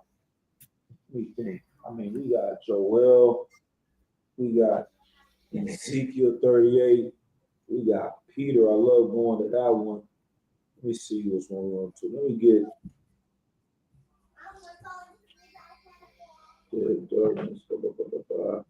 Matter of fact, Amos 5 and 18. Let's close it on that. Revelations 9 is another one I like too. I like a lot of these. I like the Bible, I guess. Like I said every week. Got my favorite precepts because the Bible is. You like Nas. You like Black Thought. You like. You like, who are some other rappers that they love? Just drop. You love Rakim, don't you? You think that right. The hieroglyphics are the deepest and most. Talib Kweli, sir. You love Talib Kweli, don't you? You love common sense, don't you? He dropping knowledge, huh? Wu-Tang, Right. 36 Chambers. I love the Bible, man. These are bars. This is it. You understand? There's so much knowledge in this book. It makes them seem like trash to me. You understand? Salakia, sir, if I could. Go ahead. The next time a nigga tell me a rapper raw that's in the world, I'll be like, bruh, that's what's up. Have you read the book of Psalms, though? You understand? For real. Damn. Yeah. Facts. Have you read the book of Psalms? Say the same thing. For real. All right, let's go ahead. What we got? Amos 5 and 3. Yep. This is the book of Amos, chapter 5, verse 3. That's 18, if I may. 18, yeah. This is the book of Amos, chapter 5 and verse 18. Woe unto you, that desire the day of the Lord. To what end is it for you? This is for Tyler Perry. This is for the Christian church. This is for what's the one that said close the door? Marvin Sapp. This is for Franklin. This is for all of these Christian holy rollers that just talk about Jesus nonstop. They can't wait for Jesus to return. Read it again from the top. Woe unto you that desire the day of the Lord. You know how, yeah. Like that. To what end? Hold on, one more time. Woe means destruction, right? Unto you. Woe unto you, right? That desire the day of the Lord. You think the kingdom of heaven or Christ's return, Tazaba always says, to hand out lollipops and dandelions. He said the blood is going to be to the horse's bridle. It's going to be a lot of pain and destruction when our King returns. Keep going. To what end is it for you? Right.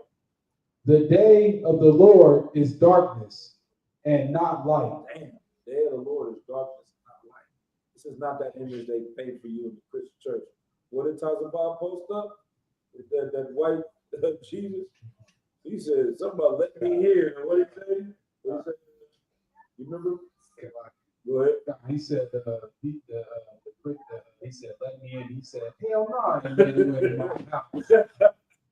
For real. That reminds me too of Captain Malachi, man. You know, we can't do these things at camp.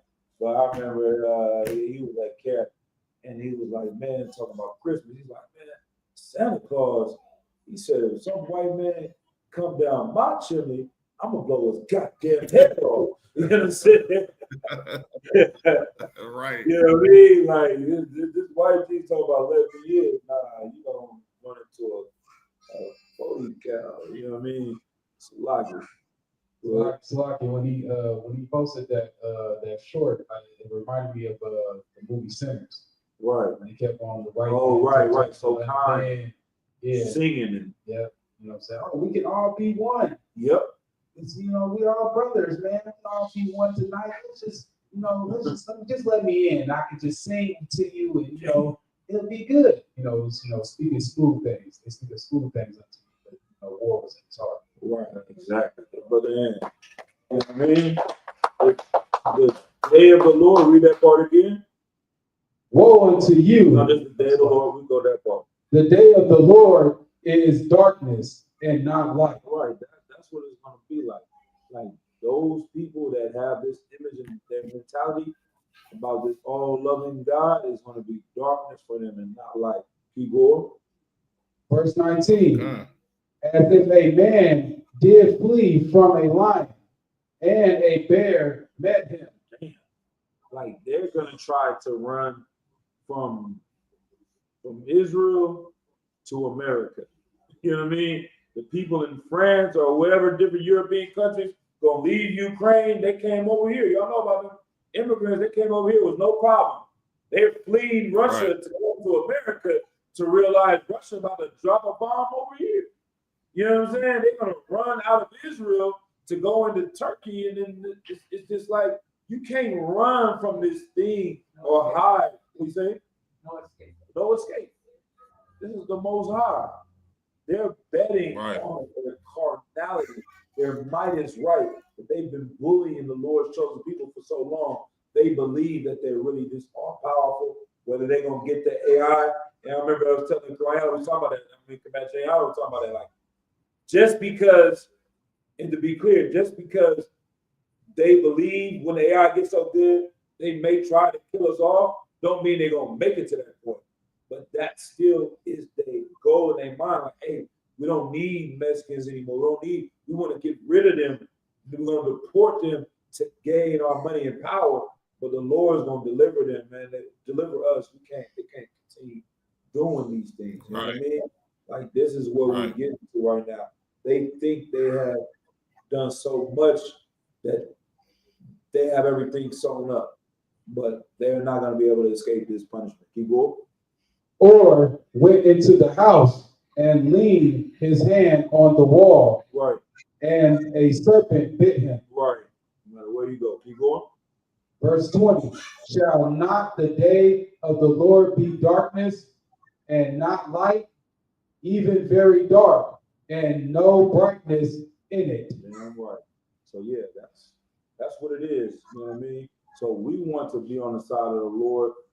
The only way we can do that is obeying his law, statutes, and commandments. The orders that was given out to us was to come together, gather ourselves together. Let's keep building this work. Let's stay rooted in it.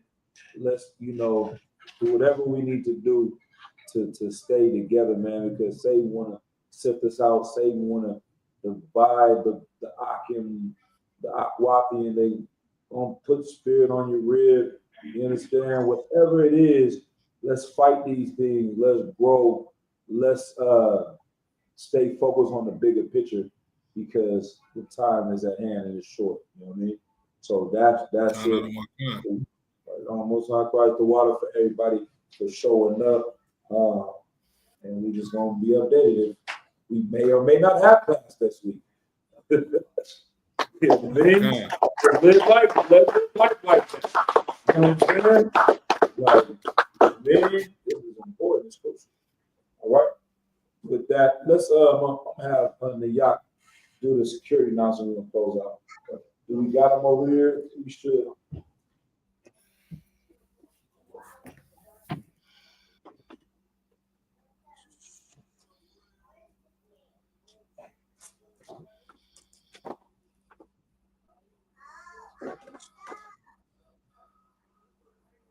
Here we go.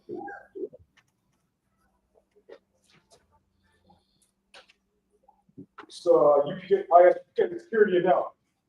We are the ISPK, the Commander General Yohana, started out at 1 West, 125th Street, Harlem, New York. Rule for new brother and or sister.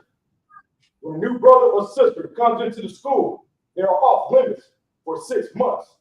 They are to be saluted only. They are here to shed themselves of the world. If they need transportation, the teacher will arrange it. 6 months. If a brother or sister has an interest in a particular person, he or she must get permission from the head to speak to a brother or sister. There is another 6 months in which the brother and sister will court each other. After this 6 month, after this 6 month period, the brother or sister will get permission from the head to marry. Tithes, which is a commandment, Numbers 18 and 21. Malachi 3, 8 through 10 means 10. In Hebrew, My action, 10% of any increase the Lord gives you, give to the treasury department or teacher, priest fund. Free will offering for priests, not mandatory. Whatsoever amount you would like.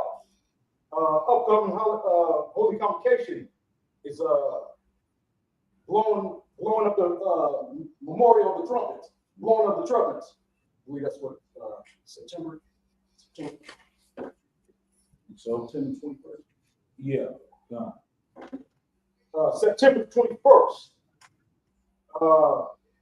Check the bulletin board in the hallway. Any brother wants to be a trooper in the school to start wearing all black, boots, shirts, pants, or scarf. In Israel, gonna get one courtesy salute to the teacher. In Israel, Mother Shabbat.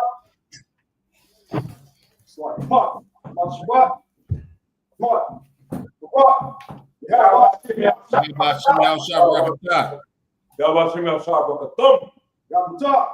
In Israel, gonna get one courtesy salute to the sisters.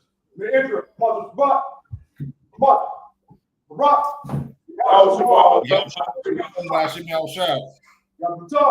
Class dismissed.